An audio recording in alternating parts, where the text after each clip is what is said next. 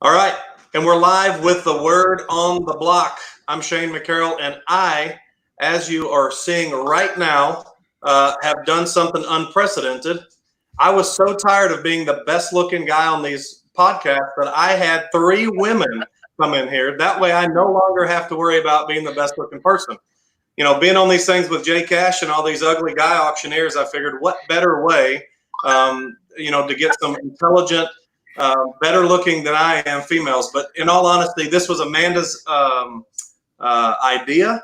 And we have 3 awesome professional auctioneers right now in Word on the Block. And we're going to be sharing it on a bunch of different locations. But I want to do just a quick intro and kind of tell you what I know about these amazing people.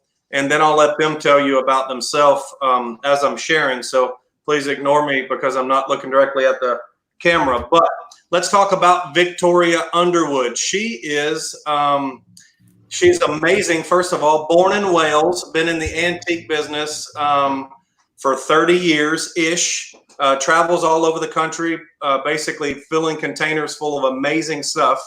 And if you don't believe me that she's a hard worker, if you go to her Facebook page and see when she starts the day and when she ends the day, she's literally, I don't mean she's watching people fill containers. I mean, she's literally climbing over furniture and picking it up and showing the men how to do the work.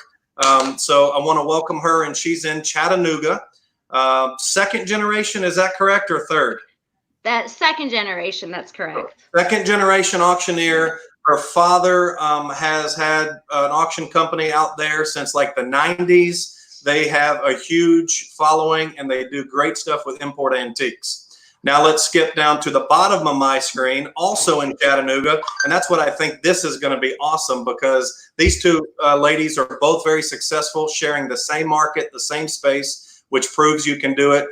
Paige Holt is the majority owner in Compass Auctions and Real Estate.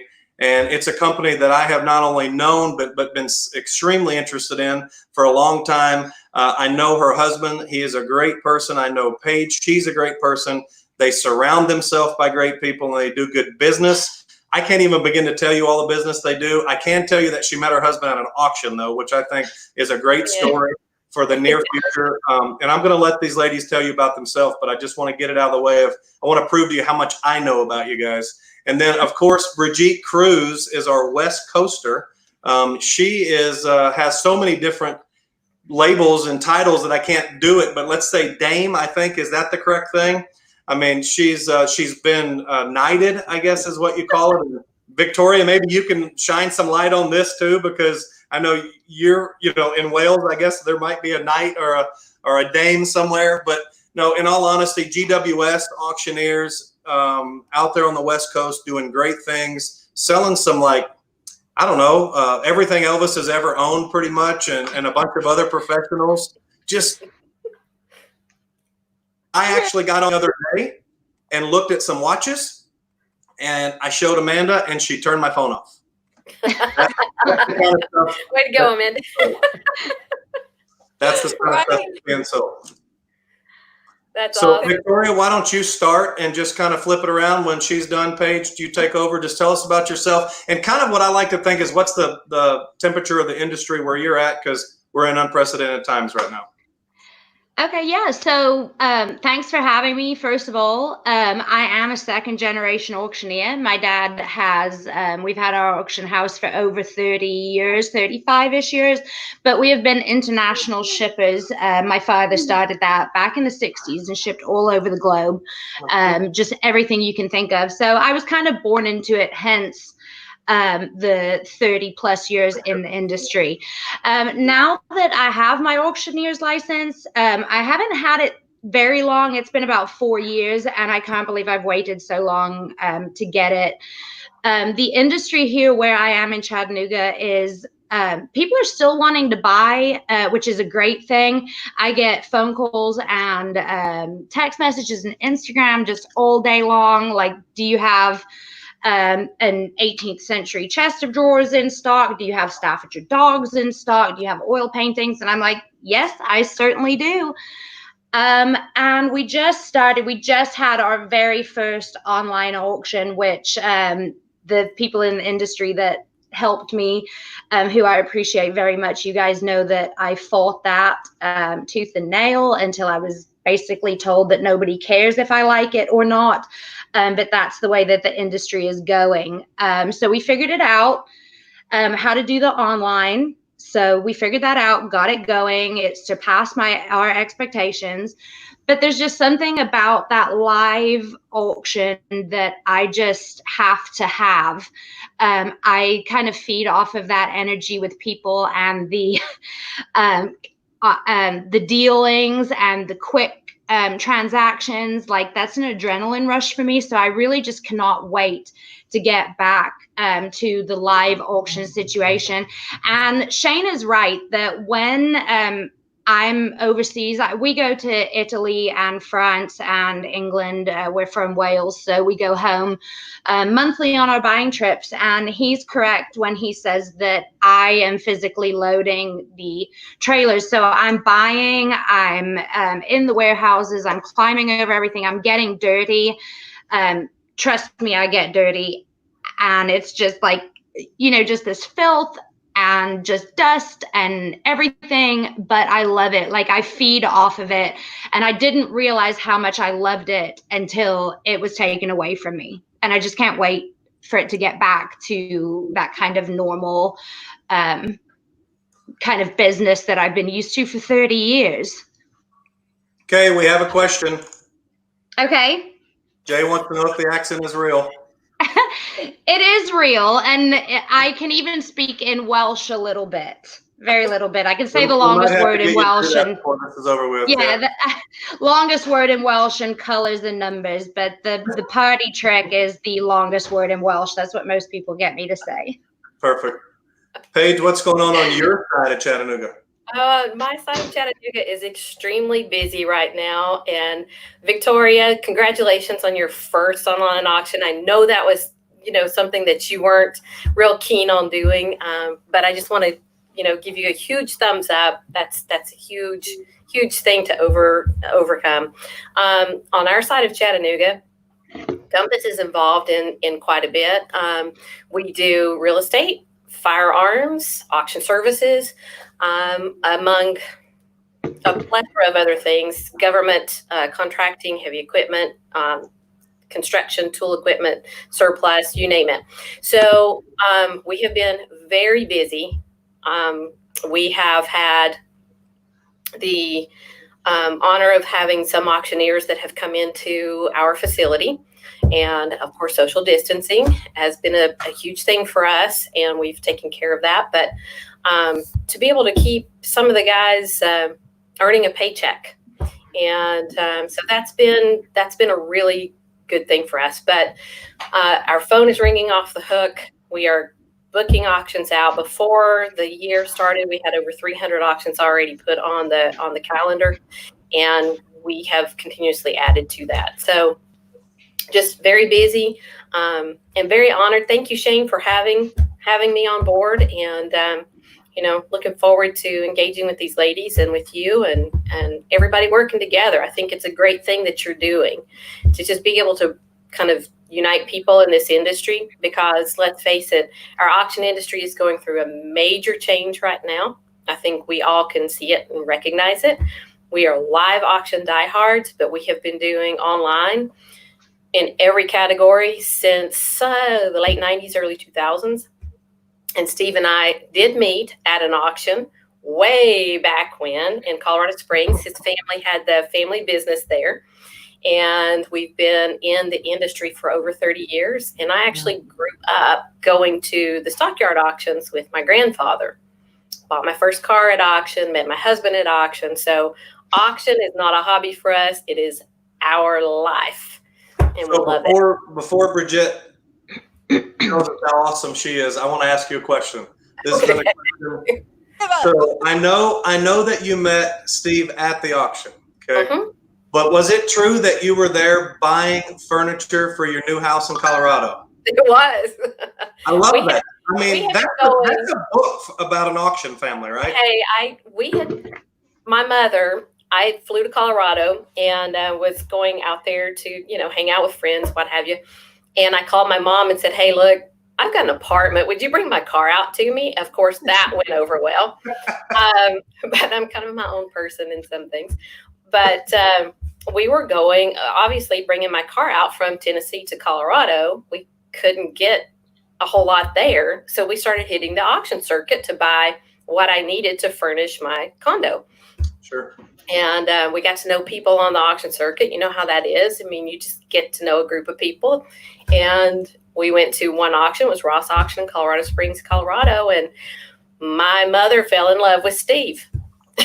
Oh, yeah, he fell in love with Steve. So before the evening was over, he offered to take the both of us to breakfast because I was like, you know, and 26 years later, here we are. That's awesome.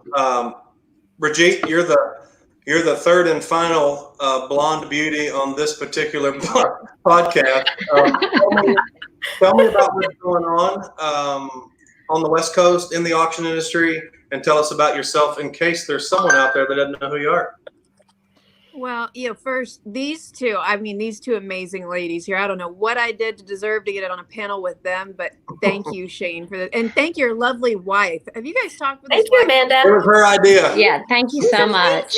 I mean, and your wife is such a promoter of women in business. I'm a fan. I'm a fan of your wife. So I'm a fan of theirs. I mean, Paige, Victoria, I see you both on Facebook all the time. And we're so far away, I don't ever get to really see you guys, but I feel like you'd be my besties if you were close to me. Because yes, girl. Yes. Powerhouses. And what I love about both of these women is they are the biggest advocates for supporting other women in this business. And they also don't hire based off of gender or anything like that. They look at the business and they hire who is qualified.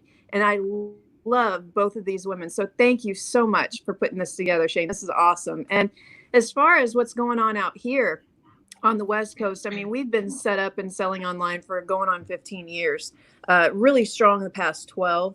And I mean, we've been set up for this for a long time now. Being fifth generation, the way that I am, of course, it was almost taboo for me to go online or have anything to do with online. But I realized long ago, just being a generational, and younger, everybody wanted to sit at home, especially out here in California. They don't really attend live auctions in Southern Cali as much. If you're in Northern Cali, you can get a pretty good attendance. But in LA and in my area, people would rather stay home. We even tested it so many times. I mean, we would have our on-site auctions and people would literally live 5 minutes from the venue and they would choose to bid online and pay the higher premium and they'd come pick up their items. So, this has been a part of our culture for a long time. We definitely still miss the live auction element because we don't just do simulcast and throw it up online. I'm like Victoria and Paige, I enjoy the live auction. I need it or I don't feel alive. So I think that's what we're all yearning for right now, is to be able to get back to work and get back in the live auction atmosphere. And, we need that face-to-face interaction. We need that. We require that as auctioneers in an industry. So it really, we're very blessed in the sense that we've had auctions booked out now for the last 6 or 8 months. So we already had the inventory in. Most of the surfaces we deal with as far as the assets are non-porous, so they can be cleaned, disinfected. We have a lot of safety measures that we put in place internally that we kind of adopted as new standards of practices. So, we've been very fortunate and blessed to not be hit too hard, and really any extra time that we have at this point, we're trying to put back into the industry, and really help people that are trying to make that transition into online, and it's kind of uncharted territory for them. So that's what's going on out here on the left coast. And that's really interesting, because if you think about the diversity that's here, Victoria, maybe a month and a half ago, kind of, we were just BSing about her going online, and now she's done her first one. And Paige, I know you guys have been doing it just about as long as anybody in Tennessee, and kind of right around 9/11, really, on a nuclear plant, or just doing some crazy stuff. Huge auctions that they do. Since I've been in the auction industry for about 7 years now, I've never done anything but simulcast or online only. I've really rarely done just a live auction. So it's something that's normal. And Brigitte, you've been doing it for a long time as well.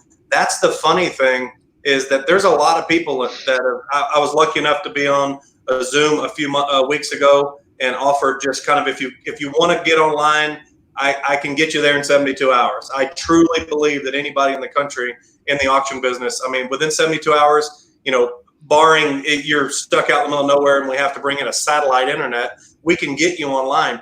And it's been 7 or 8, 9 people that I've helped. And I'm not trying to honk my own horn, but what I'm saying is that now's the time to diversify.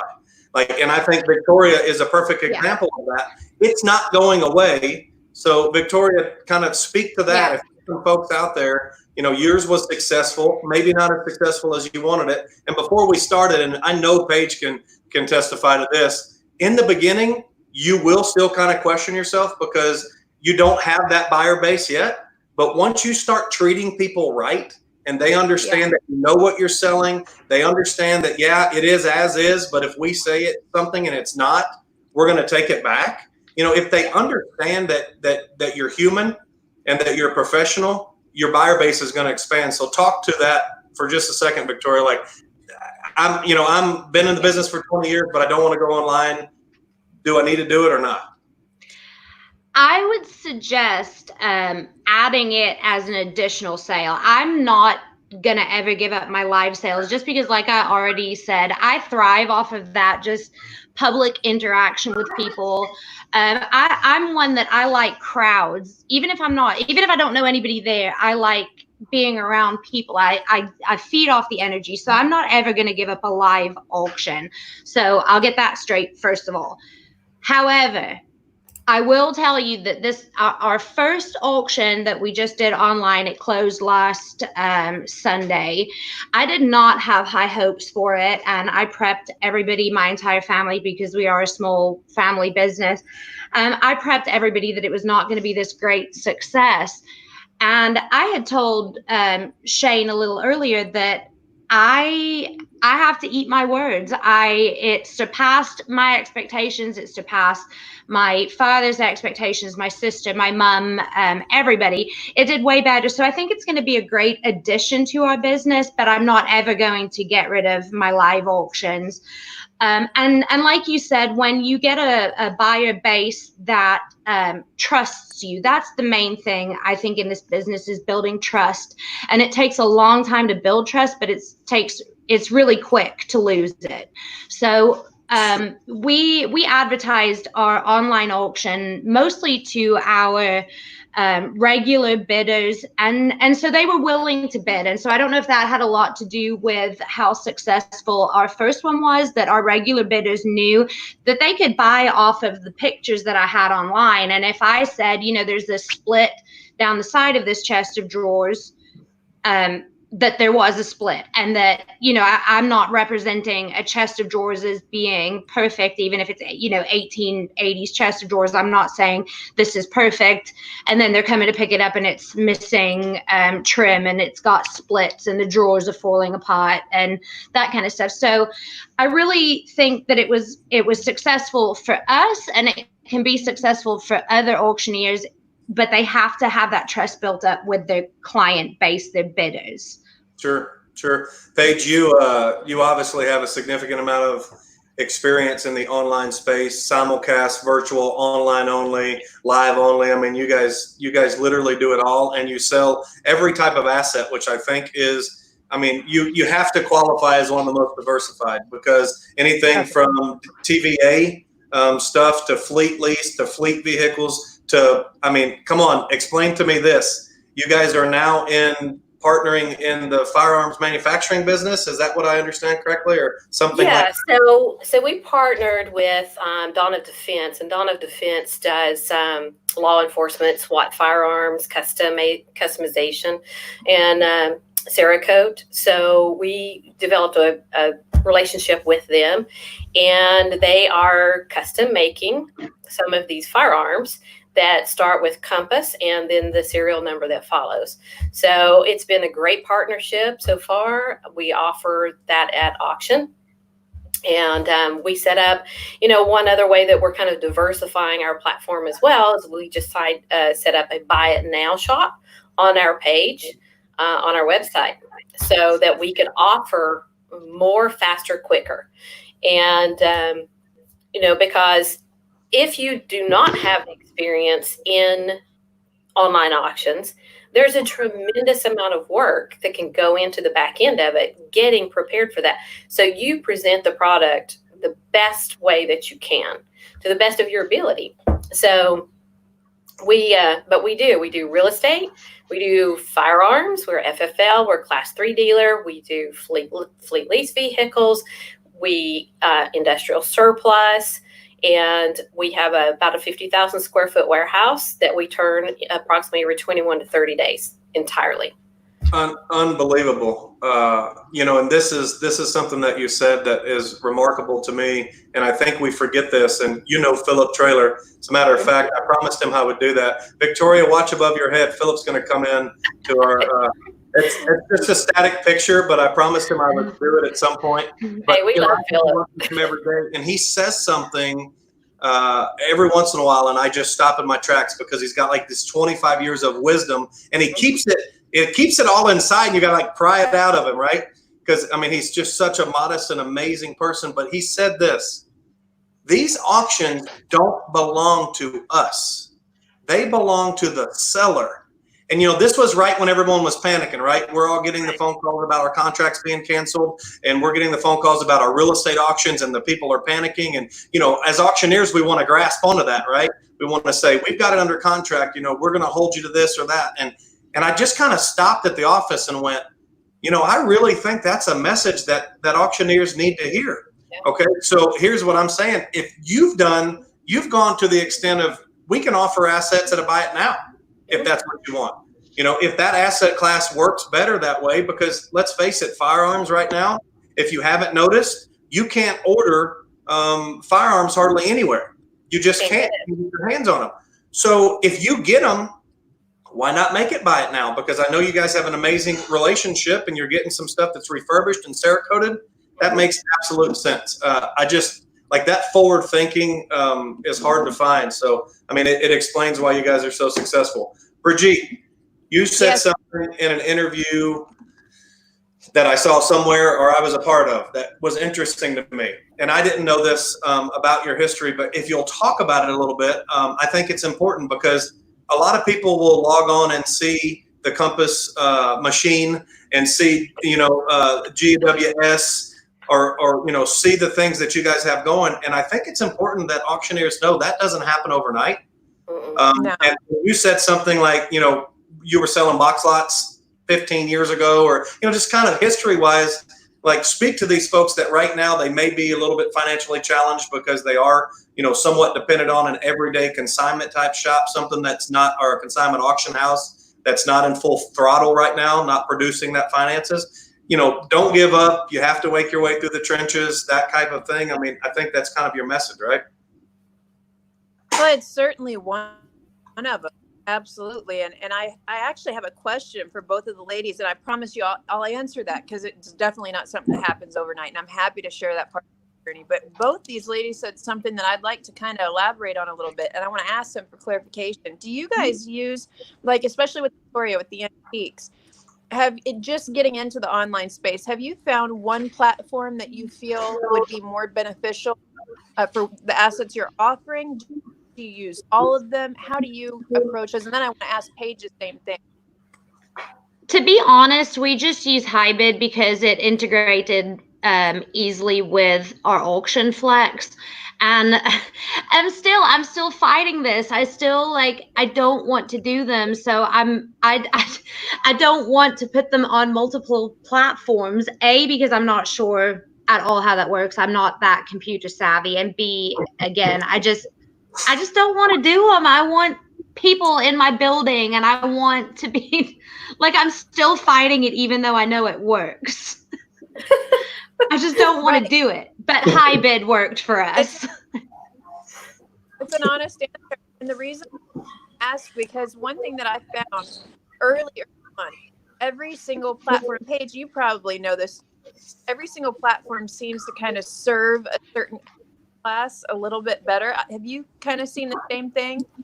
Yeah. So depending on what we're selling, what we're doing, we will, engage platform. I mean, we've had 4, 5, 6 platforms running at the same time. And it depends on what are the assets that we're selling. Which one is going to work best for our sellers' merchandise? So our main platform that we use is HighBid. We use that on a regular basis, and then we will add our additional platforms depending on what that asset class is. Because sometimes if you have an industrial asset, is not going to work well on something like a live auctioneer's platform, which is mostly an antiques or any of those types of things. So, our commitment has been that we try to develop what works best for our sellers' assets. And just to piggyback off that, I want people to understand that my business is a little different. Our auction house is different because we own all of our own merchandise. I have 9 tractor trailer loads stuffed in my building right now, but I own all of it. So I'm not dealing with, I have to get, if I use HighBid, I might get my consignor $500. If I'm on Live Auctioneers, that piece of furniture may make $1,000. It's down to me because we own all of our own merchandise. So I just wanted to point out that my business is a little different than most other auctioneers, and specifically auctioneers starting out that are having to deal with consignments only. Mm-hmm. And that's why I wanted to. So I asked you guys that question for a reason. And it's funny. There's an auctioneer who's been out here in California almost 60 years. And when I first opened up his shop, his name is Jack Pope. He's in Yucca Valley, California, I think is where he's at. But he has the same model as you, Victoria, and your family. And he is anti-online auction, but he owns 100%. And he even owns the land that he has the auctions on and has little but I'll tell you something, Jack Pope is one of the very few that actually make a lot of money, because the reason they have that model is because they didn't want to deal with the general public. They never wanted to worry about, should we transition to online to be a fiduciary and make sure we're getting our sellers as much as possible. They wanted to keep it simplified and streamlined, and that's been their model. As we're Paige, I think you probably have something going on that's much different than us too, but you utilize all of the different tools that are out there depending on the asset class you deal with, which is very fascinating to me. Different variations of the business. Well, I'm a dork when it comes to using different technology. I have never shied away from it. Chris Kennedy, who's part of Auction Flex, like forever ago when we were doing major TVA auctions, they rolled out the barcode picture system. And I called him and said, okay, we're using the barcode picture system. How do I do this? He goes, well, that's great. He said, whenever you're first using it, because we try every way that we can, he'll testify I've broken the system a few times. Not really, but I've gotten into places that I shouldn't have. But the first one that we did had 14,000 images in it. And, So not shying away from technology, don't let it scare you. And I would encourage anybody right now that's in the auction space, you may be adamantly against going into the online auction space, but reach out to other people, because at this point in time, there's so many people who are willing to extend a hand to you to help you through that first stage, to avoid some of those traps and pitfalls that you may encounter. And that's an important thing, because I do have to admit, though, when I was having issues getting started, Paige reached out and said, you know what, call me. Come over to the warehouse. We'll show you how to do it. Jason Deal was a great help. And he said, let's FaceTime. I'll show you how to do it. I mean, he even offered to Zoom and get into our computer to make sure that we had like every box checked. So I think I as much as I hate to admit, I feel like every auctioneer needs to have it at their disposal, but I'm just going to fight it. And there's nothing wrong with that. At this point in time, until this whole COVID thing passes, our industry has changed over the last 5 to 10 years. It's going to continue to change. But through this whole COVID thing, I mean, there's so many families, there's so many people that depend upon this industry for their lifestyle. And so until this all passes, what do? So add it as a part of what you're currently doing, and don't give up. So we don't give up on the live piece of it either. We have multiple live simulcasts and we've been lucky because we have people who will come into our facility, they'll tour, they'll look at, all of the items, and then they'll go home and bid. So we may have 3 people in the crowd. We may have 30 people in the crowd. We may have nobody in the crowd. And it's just, all online. But but when you're going through this, if that's something that is an interest to you, just reach out to people. And now is the time to do it. If anybody was, we've thought about it for years. We just never got around to doing it. This forced our hand to where it was like, well, we can't have people in here. So now, what are we going to do? We have to do this. So it did force us in that direction. And now, thank goodness, we know how to do it. So it's just another tool to have in your arsenal. It is. And Paige, did you see what Kevin said? I want to make sure before I delete it. Hi, Kevin. Love you too, baby. K-Mac. That's so sweet. He's definitely a superstar. I wanted to touch on this just real quickly because, if you don't know, I've shared this a few times. I have 5 daughters and 1 son. And I have, it's kind of crazy because a child, one of the kids from school asked Amanda on a Zoom the other day. She asked, someone asked Charlotte, what's her first recollection of working with her dad or of an auction? And Charlotte used to always say the Pledge of Allegiance before the auction. Anna, which is here she lives here with us, is only 14. She works 80% of the time when I have my own place and still will work any auction she gets. Luke was supposed to be at Sean Hagler's Professional Ringman Institute in Colorado when this COVID started. And look, I've got 2 of them. I've got one at Texas A&M, and she's 19. She doesn't want to have anything to do with what her dad does. And I've got one that's trying to get into college right now. But and of course, as far as women, speaking of women, Amanda has clerked and cataloged and carried and done everything. So talk to and Brigitte, I want to start with you because I kind of cut you off and I didn't mean to. Talk to the young female. You guys have a perspective in this industry different than anybody, right? So what to expect? What's the real world? Because, hey, it's really, Paige, I read something that you did with the Herald talking about kind of being a woman in a man's world.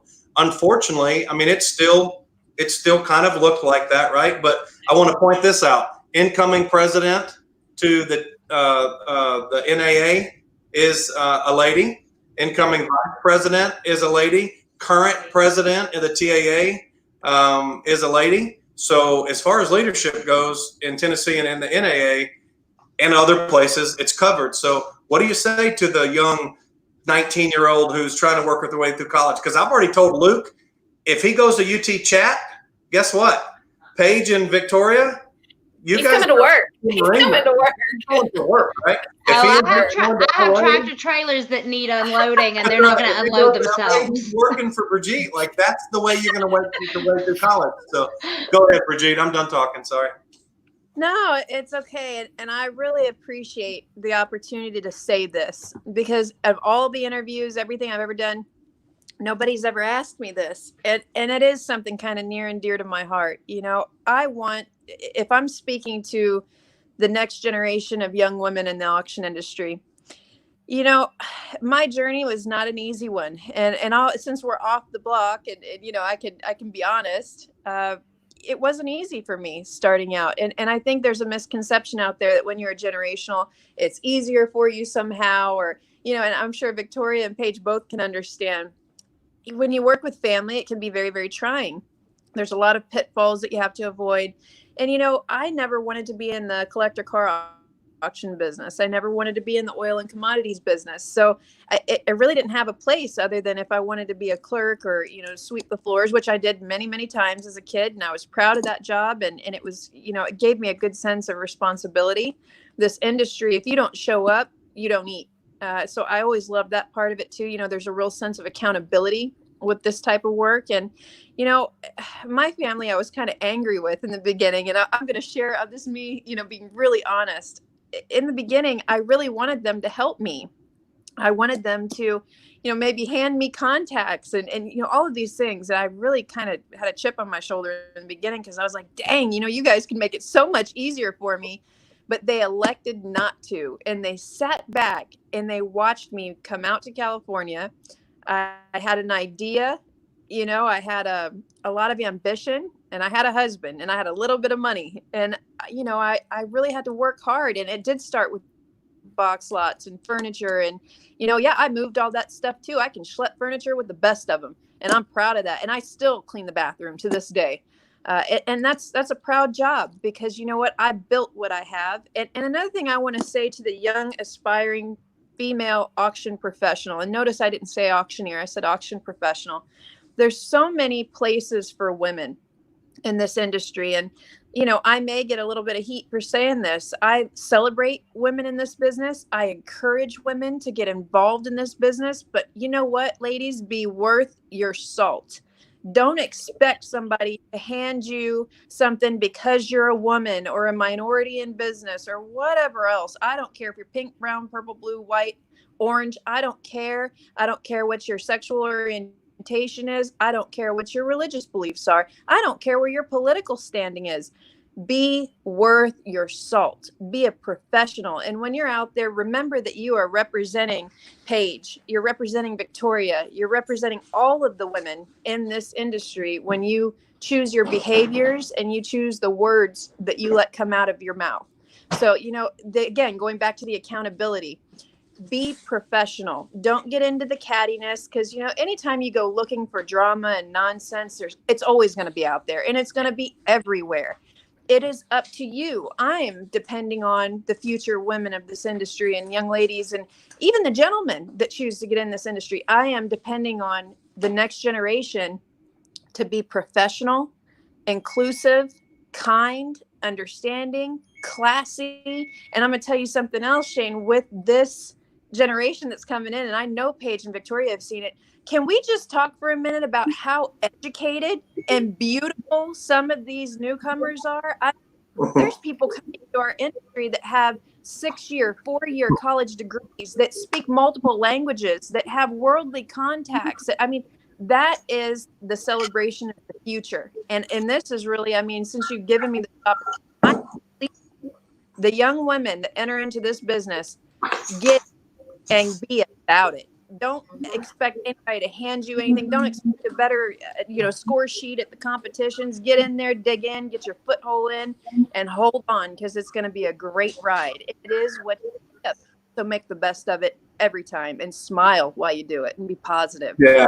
Hey, that's great. Paige, talk a little bit on that as well, because I know, and you'll correct me because I won't get it right, but I mean, you have, you know, Brigitte is the only woman auctioneer to hold a world record in the Guinness Book of World Records. And if I'm not mistaken, Paige, I mean, your Compass is considered a woman-owned business or female-owned business. How is that? And I know it ranks up pretty high up there as far as the auction companies held and owned by a woman. And just kind of talk through that process. And I think it was yours, as a woman in a man's world. I mean, that was your article, right? In the Herald? I thought so. It was. And it, you know, I've been truly blessed in the industry because in my family, I'm a first generation auctioneer. But for women coming into the industry, and I'll just give you an example. My own daughter, who is just getting ready to graduate UTK, was like, well, I'm not sure I want to be in this business. You know, I'm not comfortable with the bid calling part of it. And we had a good friend of ours that were like, what are you talking about? You don't have to be a bid caller to be a great auction professional, to work in this profession. So and just this week, I mean, my daughter's been here. Both daughters have been here. My son has been here. He's been helping to catalog firearms. And, you know, it's a family deal. And I know Victoria's is as well, because Josie, our kids actually go to school together.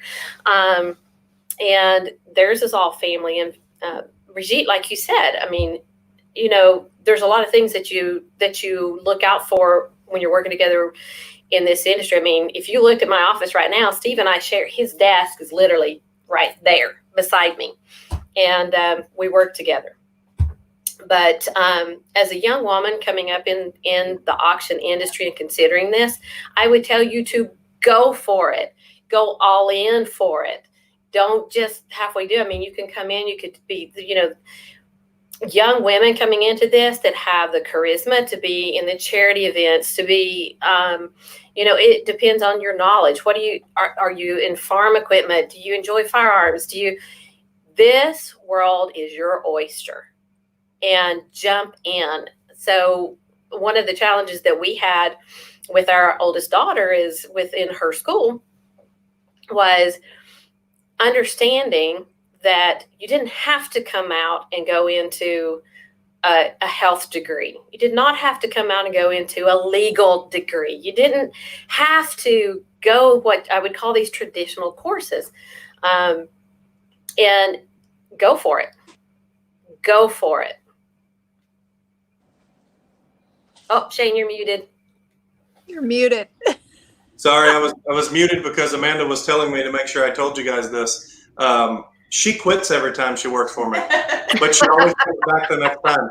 It's so funny, she's been there at 1 o'clock in the morning when we're balancing the auction, and she's trying to do it, and I'm trying to do it. We're trying to, get it all done. Back in the days when it was just her and I doing it, and she would just quit. She said, "I'm not working for you anymore. I'm not doing it." And then the next time, I'm up on the block 10 minutes before the auction starts. I'm like, "Can my clerk please get up here?" But the dynamics of the family business, it's amazing. So Victoria, your father has been in the business in the United States since '90s, right?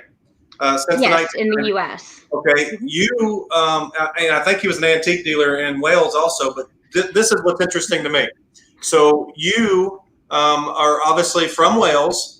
You are a female breaking into the auction industry, and you're in an industry that some naysayers would say is going away. And listen, the antiques that you sell are not the run-of-the-mill antiques. Like, we need to get that out of the way. Stuff you guys bring back, the people that are paying those prices are because they're going to some beautiful homes. And it's not just your brown furniture, that we automatically think. But talk about that. So you're a female, obviously. Yeah. You're from Wales, okay? Yes. You're in the auction business that is actually a family, a generational business, and you're in an asset class that some would say is dying off. What are you doing? Yeah. So I have everything against me, and that kind of gives me this want to be successful because I know that everything is kind of against us. Not being from the US, I get a lot, well, here in America, this is how we do things. And it's like, I've lived here for 30 years and I'm American now. So that's void. Second, I get the, people will walk in the building and they'll say, well, who's the auctioneer here? Where is he? And I'm like, well, he's a she and she's right here. So how can I help? So that's the second thing out of the way. The third thing is people say brown furniture doesn't sell. And I will tell you that if you're saying brown furniture doesn't sell, you don't have the right merchandise.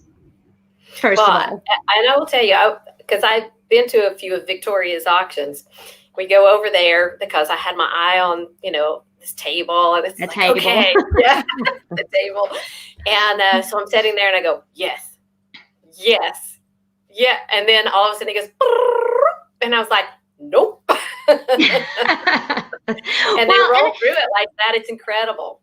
But it's just like, people aren't going to bid on guns if they don't know guns and want guns. Mm-hmm. People aren't going to bid on your furniture if it's waterfall, 1930s veneer peeling off.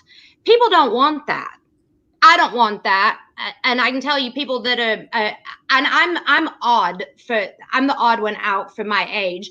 Most of the people my age, they want this mid-century stuff, which that's not my jam. I'll sell it all day long because it sells well, but that's not my jam. But I can sell, this piece behind me it's 400 years old. I could sell that all day long, and we do sell that all day long because it's quality merchandise.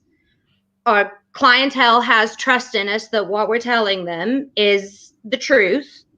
We will tell them, if anything we say, we will guarantee it. If you find out differently, bring it back, money back, no questions asked. And it's just like, if you have the right stuff, people are going to buy it irregardless of what it is. I mean, if people want fire pits and you've got fire pits, they're going to bid on a fire pit. No, I'm with you. Sorry, we had a seller just recently, that you were getting that age-old question, is it the right time to sell? I think someone said it earlier in a Zoom call, if you're waiting for the right time to sell, it's too late. So and the funny thing is that when you think about it, there's people here in Nashville, Victoria, that, there's a couple folks, and when you specialize in something like you guys do, in our generation and your age specifically, we're the last of a dying breed, because the younger people want everything out of the box. And I always tell my clients, like, they'll always say, well, my family members might want to keep some of this. And it's probably not the PR thing to say as an auctioneer, but you know what I say? If you have somebody in your family that wants to keep grandma's etagere or buffet, please let them take it. I don't want to sell it because I want that to come back, right? I want people to hold on to things and for it to be important. It's a little counterproductive. It's like, not wanting people to hoard gold because we don't want to sell it. That's going to come to us. But you're right. If you know what you're selling, they're going to trust you. And that's another thing. Like you're saying, when your seller says, I have grandma's etagere and I need 5,000 for it, my business is different, because if I have an etagere and it's worth 5,000 and I sell it for 2, that's just down to me. I don't, I don't have any, so I can do, so that's where I'm lucky that it's a different business model than a lot of people, especially people that are coming up and new to the business. Jay Cash wants a little attention, so we're gonna give him a little attention. Hey, Jay. First of all, Paige, you can absolutely 100% slay Jay for this question. I did not know it was coming, and you can say you don't want to answer. That's okay, but he would like to know if you would ever consider running for the board of directors in Tennessee again. Absolutely. It was ran before, and Shane and I ran at the same time, I think. It turned out that it was a blessing, because if I'm going to do something, I want to be all in for it. Sure. And we had such a growth mode at that point in time that it was requiring 16-hour days, 12, 14, 16-hour days. So sometimes the good Lord just knows what he's doing for you. And I would absolutely 100% consider it again. Love to. I mean, that's one of the things that I enjoy is, how do we help our industry? I mean, I've got kids that's coming up through, and others that are in the industry right now that, hey, maybe they're looking for some insight that, I don't want people to think that, I mean, Compass has had some amazing success, and I'm very grateful for that. But I don't want that to be a deterrent to people reaching out and saying, hey, how do you do this? What do I do? And, but I would love to. That's a long answer, but. No, and you said something that I think resonates with the other two panelists. It kind of represents them as well. And you told me this years ago. Compass is a big machine, and you guys do some amazing stuff. But at the end of the day, you always want to be approachable, and you always want to be someone that can still influence people. And I think that's what makes it so easy for me to send you a random Facebook message and ask you something, or even this particular thing, just hadn't talked to you in a couple months, send you a message, bam, and you have no problem doing it. So I think that speaks to your success. And I think that that's probably the reason that, the Meeks Auction House and GWS is so successful is people, they like the stuff we're selling, but they really have to identify with us as well, because they're buying into us and then they're buying things that we're offering secondary. I mean, and I truly believe that. And that's why I love what you said, Victoria. Like, I did my first virtual auction the other day for a live gala. But virtual, what are we calling it now? Sorry. Yeah, Virtual I saw it. auction, virtual gala. I don't even know what the right word is. If you've ever sold to a camera before only, it is so hard. And I remember seeing Steve Holt do that 5 or 6 years ago. You guys were like in an office page, and I remember everybody was surrounding him. You guys were doing that gala, and I was like, or not gala, but simulcast auction. And I'm like, oh my, how do you do that? You're still engaging with people. That's the thing. And I mean, it's been, for us, even way back in the early 90s, Steve was on PBS, doing the PBS event, charity event on auctions. And so it's been a part of, it's just something you kind of get used to, but you're still engaging with your bidders. You're still engaging with the crowd. And Shane, it's been awesome. I just have to say, seeing you start where you started and come up through and everything, and the success that you're having, and it's fantastic. I love to see successful people who have worked for it, be successful. Hey, and you actually had a big part of that in the beginning, because what you and Eddie Abels, this is awesome. Way to go, Eddie. I love Eddie. Eddie always comes up with a good line. And we'll transition. Brigitte, I've got something that I'd love to ask you, but I did want to say that, for me, it's never been about the money. And I got a little bit of heat last year in my IEC interview. I said that if you got into the auction business to be rich, you're in trouble. You're in trouble. Yeah. Okay. You might get there. There's a lot of successful. I think there's some kind of survey out saying per capita, there's a lot of, extremely successful and financially successful auctioneers. But for me, my story is a little different. I got my military career came to an end rapidly. I didn't know it was going to happen. Like, they basically said, like, we can't use you anymore. Right. So for me, I had the heart for service from the beginning. The only reason I joined the military, and the reason I was so satisfied by it, was because I was serving. I was doing something every day, right? I could have probably be a rock star in the traditional real estate world. But for me, I don't want a transactional relationship with anybody. I like the process, right? I like to sit down with the seller. I like for them to tell me their problem. I like to dissect that problem, work through it, figure out how we can do it. And then one of my favorite things to do is sit down and do a settlement statement with somebody. Because guess what? That's when they go, I can't believe how much this, I can't believe that somebody loved so-and-so's or grandma's asset as much as they did. That's what, for me. So it's a service thing. Mm-hmm. It's not about the money. The money will come if you do the right thing, like the customers, Victoria, the customers will come. So Brigitte, this is my question for you, and then you can kind of just rock on. Because I know you guys lead this, but I want to ask you this: your asset class, right, is now what you guys focus on primarily. I don't want to say focus on, but what you're really good at, right, is kind of that higher end couture type clothing. You've been revolutionary with some of your stuff as far as the runway auctions. Where does that come from? I mean, did you, because you've been the first to do so many things. I want to know what it's like to be in your head. Do you sit down at night and think, I want to do something that no one else has thought of before, or where does that come from? Yeah, that's literally exactly it.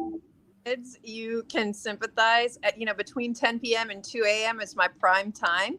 That's my thinking time. And, even as a small child, I was raised, to control my mind and not to have stinking thinking. And we talked a little bit about this yesterday. It's all how you choose to spend your time. And there is a saying, I want to go to what you just said a second ago. So the old time saying is 90% or 10% of the auctioneers make 90% of all the money. That statement has stuck with me my entire life. And, really what I focus on is trying to innovate. I really care about serving the industry more so than just myself and my brand, first I have to think about the assets I'm representing and where those come from and who I'm working for and what the situation is. So that's my first responsibility, is to make sure I'm a fiduciary to my seller. But you know, the innovation behind a lot of the things that I do, you know, it's because I want to up the ante for the industry. I really have a problem with, you know, people kind of looking at us like we're the last resort. You know, yes, absolutely. There's going to be the death, divorce, disaster, you know, and now a disease. You know, we were talking about that the other day. Sure, that's going to exist. That's a real part of what we deal with. But, you know, I think a huge, even a bigger responsibility as an auctioneer, when we're representing assets, we have to figure out how to separate ourselves from the pack. What makes us different? What makes us special? You know, the customer experience. And also another thing is, I work on productions and experiences. I don't do auctions. I create memorable experiences. I create relationships that cannot be easily duplicated. I make sure that I bring something different to the table every time I sign up a deal. And I think kind of what you're referring to with the runway fashion show auctions. So yes, I kind of pioneered that world, and it was because I really wanted an extra place for women. You know, I have so many female friends out here that are so enamored with what I do, and they're like, you know, well, we'd like to come see what you do. Well, okay, I got an account. Come wear a dress and let's go. You know, let's work it out. But you know what ultimately ended up happening, and it let me know I was onto something by thinking outside of the box, being different, thinking bigger than life, you know, and you don't have to break the bank to do that. You know, you just have to be creative. You have to utilize all of your resources. And I'm going to tell you something. The last runway fashion show auction I did, first one was in 2017. I was so scared. I was like, oh my God, what am I doing? There's so many females, so much estrogen. They're vegan. They're about to eat each other. They're starving. There's no lunch. It's a dual production. I mean, it was nuts. It was ridiculous. When I left that venue, I was thinking, oh my God, I'm never doing this again. I felt like I got rolled over by a Mack truck. I mean, it went off for the most part without a hitch. You know, it went very well. But, you know, it gave me the opportunity to perfect the process and make it better. And then the second one that we did, 2019, it was November. We did it at the Hard Rock. It was a much bigger collection with really old Hollywood ties attached.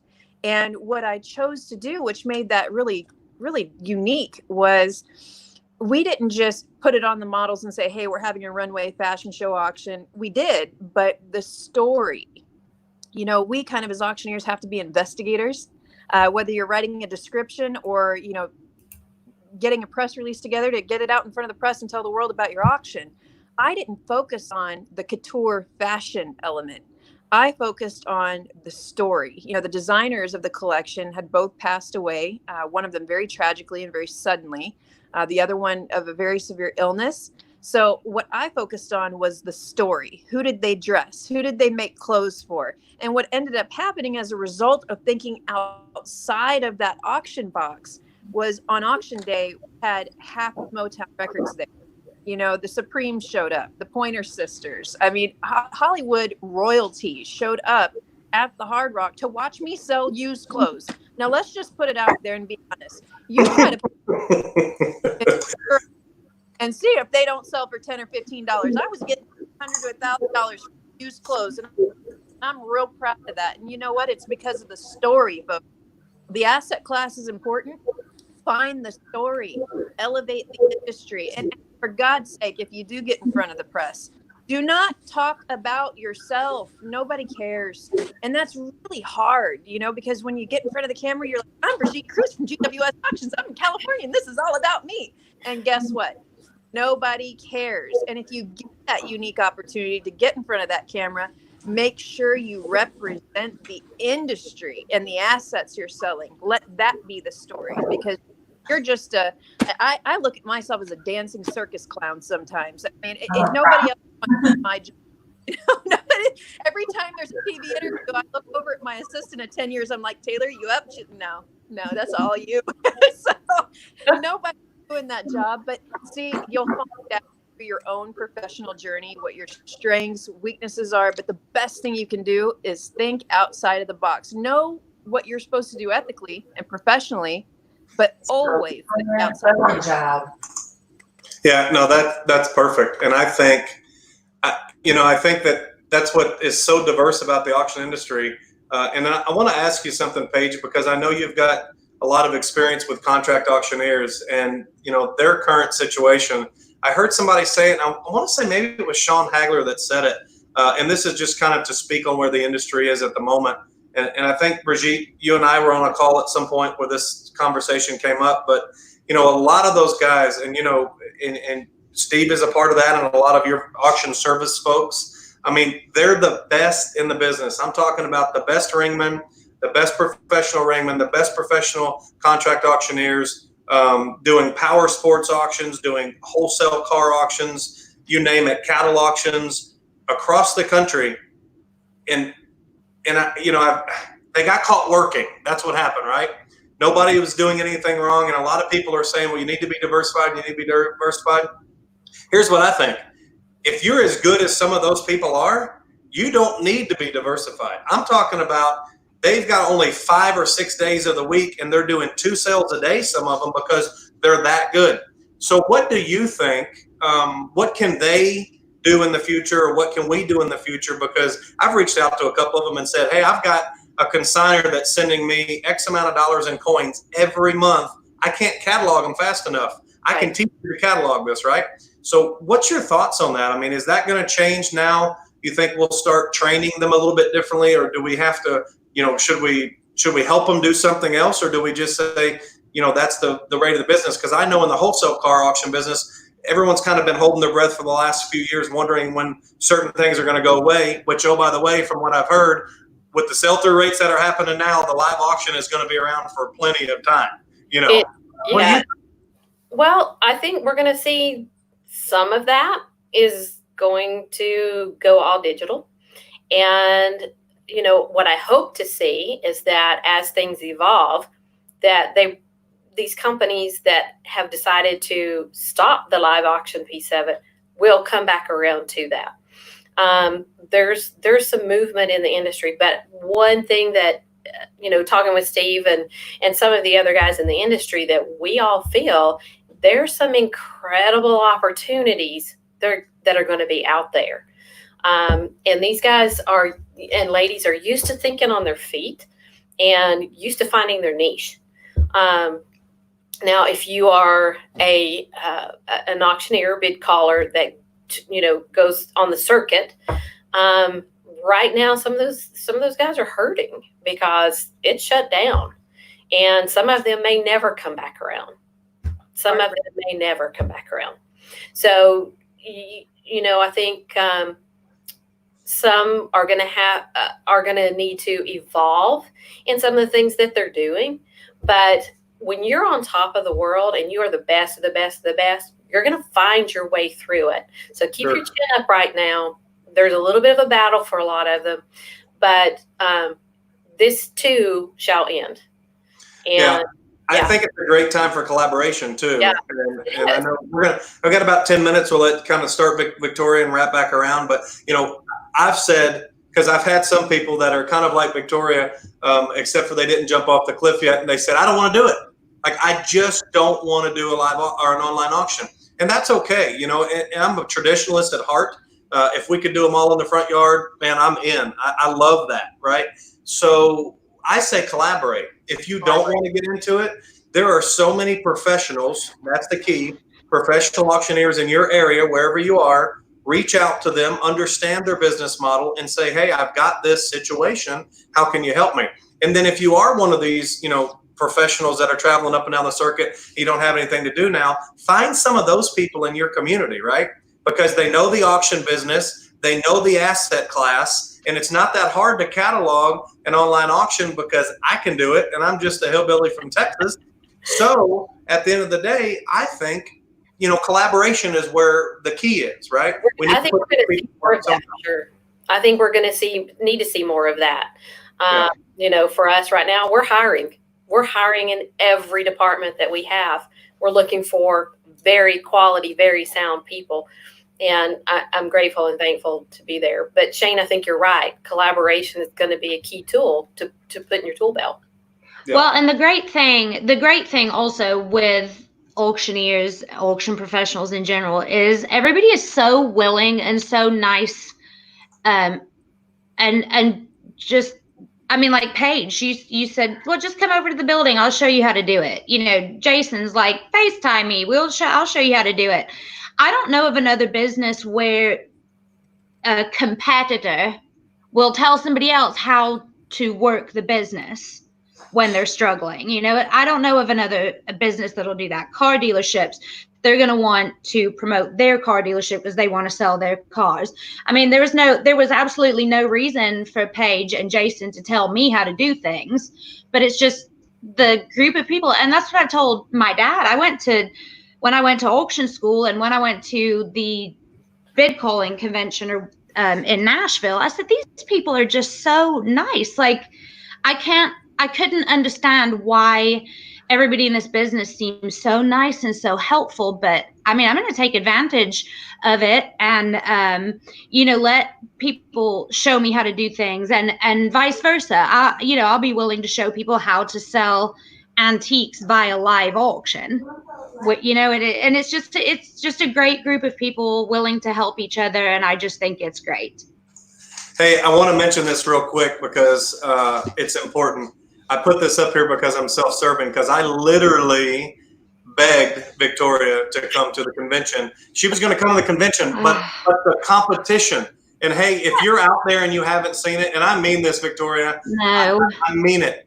Listen, she was terrified to do it, but when she got up there, she owned it. I mean, she did a great job, and I think I talked to today. I think it was Beth Rose that I was talking to in our TAA side of the house about the competitions. Hey, I truly believe that if you can conquer that, competing in front of your people, you can do anything. I mean, all of us can run auctions in front of 300 people, benefit auctions in front of thousands of people, but you put me in that room with 100 auctioneers and I just like, man, that is something else. So yeah, if you can stand up there and do that, even that, I wrecked it, but I'll come back. I've got to redeem myself. Atta girl. There you go. I love it. I love it. I love you guys all support each other so much. That's what I look for in the quintessential auction professional. And with the internet nowadays, and I've preached this since day one of my career, and it kind of, some of the old timers look over me like, would you shut up already? Because I mean, really, they do. Because I really like the dynamic of, we get that we have to work together. We have to help each other. Now with the internet and press and all the content that's flying around in the world, we have to support one another as an industry. If you spend time, this is something that's always irritated me. I don't have some of the time that some of these Facebook trolls have, where they just sit on there and look for issues. Look, if you look for an issue, you're always going to find it.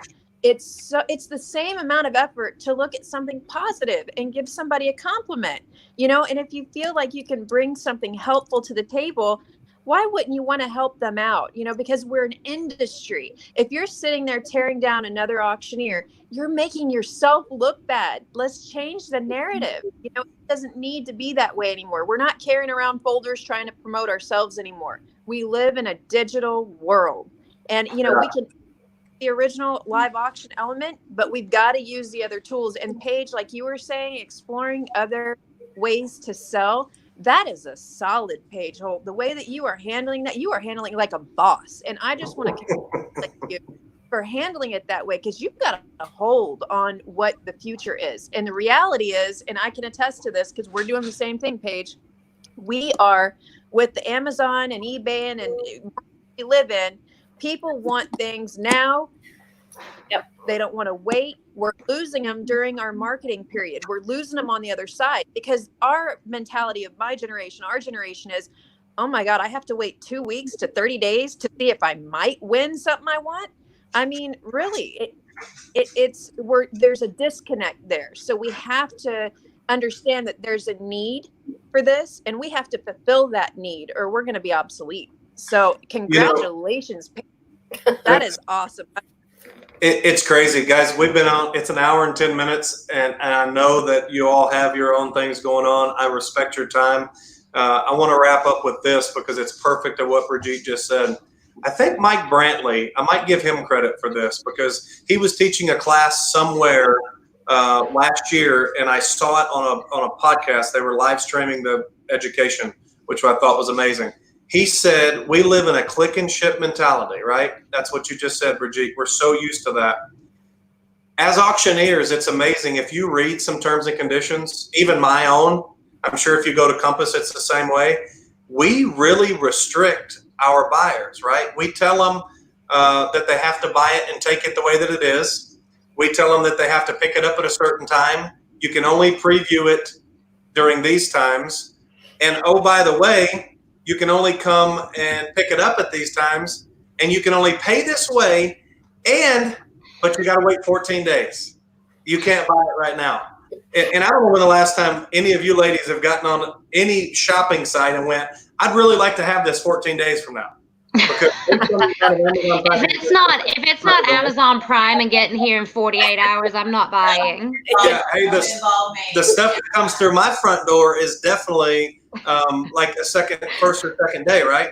So this is my thought. This is what I want to leave you on, because I know like y'all are in front of the curve anyway. What's it look like? Like a couple years from now, I don't think you're going to have a captive audience that's going to sit there and wait 14 days to buy something. I don't think you're going to get away with selling assets without insuring them and or guaranteeing them. And there's some people doing it already. And the crazy thing about it, the people that are giving these refunds, there's a company out there that basically guarantees it and they'll refund your money if you're not satisfied. Do you know that he said he's had 5 in 3 years ever take him up on it because he does a good job telling them what it is. So I'm just curious of where the auction industry is going to go. And I'm excited to be a part of it. I'm excited to be a part of it with professionals like you all. And I know that you surround yourself with good people. You have a ton of things to do. We got money to make and families to take care of. But gosh, y'all taking this time and hanging out with us, I appreciate it. If everybody wants to go around and give some closing thoughts, we'll get out of here. Well, I'll wrap up here. Guys, I would just like to say thank you, Shane. Thank you. And what you guys are doing, Jay Cash, Jason Dale, everybody in this industry, keep doing it. Keep reaching out to other people and lifting our industry up. I mean, we survive all things by lifting each other up.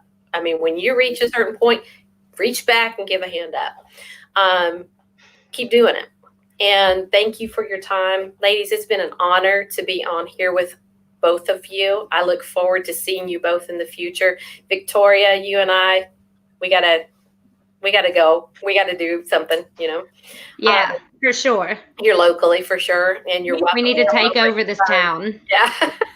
You're welcome to come over here. And I would love to, I go to your auctions too, but in closing, just look at what we need to do to evolve, to lift our industry up, to be faithful and sincere in everything that we do, and, show good character in the way that we handle ourselves professionally. And that's kind of my wrap up and final take on things. And thank you again. Perfect. What do you think, Victoria? Any parting words, any words of wisdom for us? Yes, I'd say thank you, Shane and Jay and Jason and everybody else that's in the industry that has been so great. I just want to tell everybody to hang in there. This will be over soon and we can all get back to business as normal, hopefully. I will say that if you are like me and want live auctions only, you do need to have online capabilities in your arsenal. Ladies coming up in the business, keep it classy, but you can do it. Be tough and just be honest and truthful with everybody, and you'll do great. You will do great. And this is the best business to be in. That's it. I can't say too many great things about this business. It's awesome. Yeah, it is. Brigitte, your last parting words. So thank you. Just to go along with what they've said, thank you so much for you guys putting all of this together. And I don't know what I did to deserve to be on with those two. They are amazing. They're a prime example of what a lady professional is in this industry. I've never seen either of them try to, get anywhere any faster or easier because they're a woman. I respect that so much. And to just have that opportunity to be next to two who I consider true royalty in our industry means the world to me, because I hope something like this inspires the next generation to understand you can be your authentic self. You can be a professional. You can keep it classy. And I mean, can we just say, Victoria, you have to be looking like a supermodel. I mean, right.